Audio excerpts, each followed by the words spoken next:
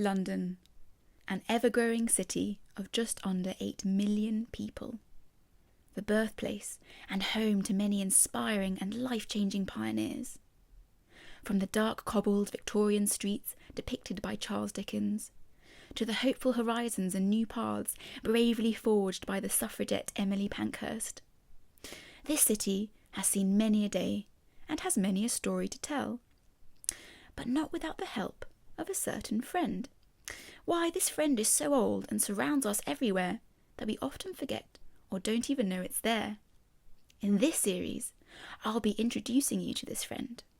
I'll be exploring London's life and cityscape, finding out the secret stories to the world of geology.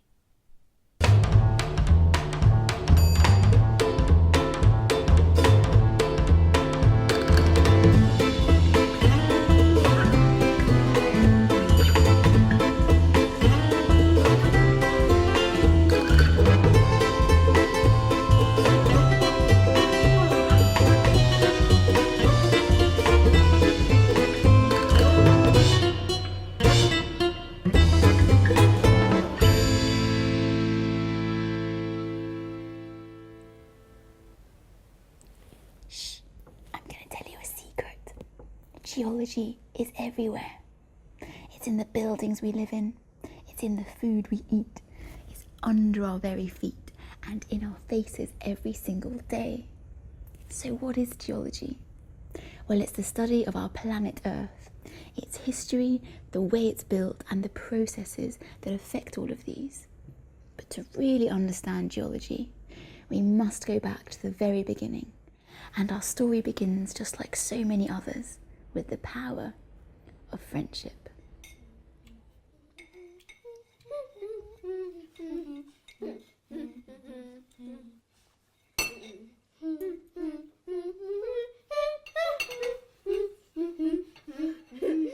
It's from Mr. Bean. Yeah. We started being friends when because our sisters are best friends.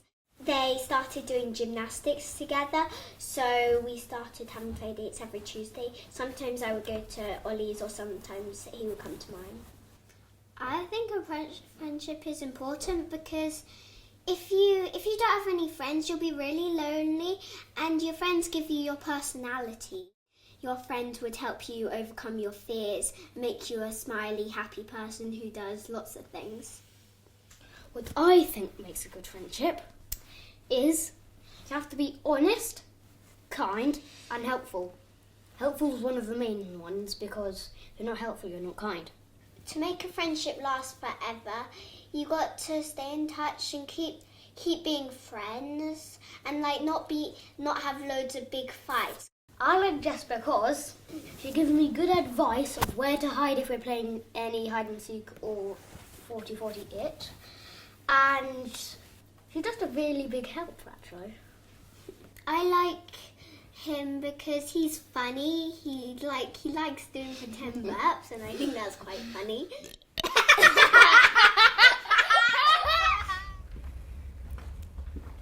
Minerals are the building blocks of rocks and therefore geology. So what is a mineral and what's it got to do with friendship? Well, surprisingly, you have a lot more in common with a mineral than you may think. Starting with the very fact that you both occur naturally, so you're not man-made, and you're both made out of trillions and trillions of teeny atoms from different elements. The same way Jess and Ollie bond through a natural friendship is the same way a mineral is born.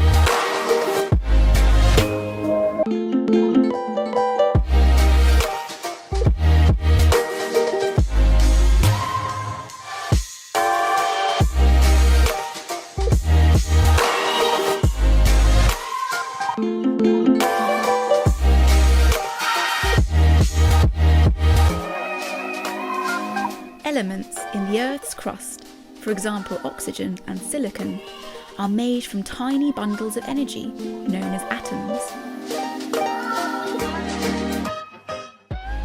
At some point, the atom of an element, just like a person, is attracted to another atom of another element, forming a powerful bond and creating a union called a chemical composition. Bonds can form between all kinds of elements, and just like human friendships, some bonds are stronger than others. It all depends on how these elements react with each other.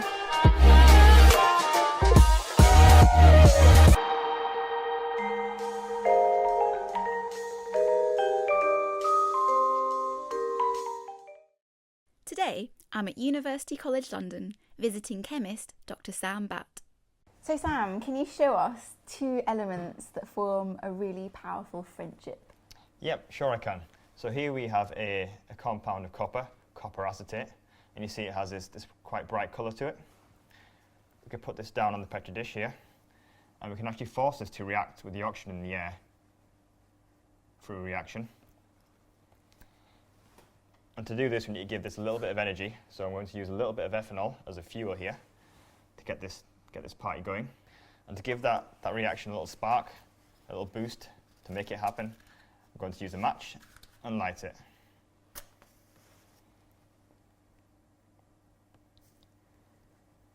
So at first, we're going to burn off some of the ethanol, and when that flame reaches the copper acetate, you'll start to see a stronger, brighter, greeny blue colour. Oh yes, wow. As well as sparkles there. Cool, why are there sparkles? This sort of demonstrates how the reaction's occurring and how much energy is formed when you're forming those new bonds between copper and oxygen. And it's just like the colours and flames that you see in fireworks. I can also give you quite a good example of how some other elements don't like to react with each other. So here on the bench we have some iron, so this dull grey stuff here. And also we can add some zinc to it, which is this shiny silvery stuff. And you can see by putting the two together, there is no reaction formed.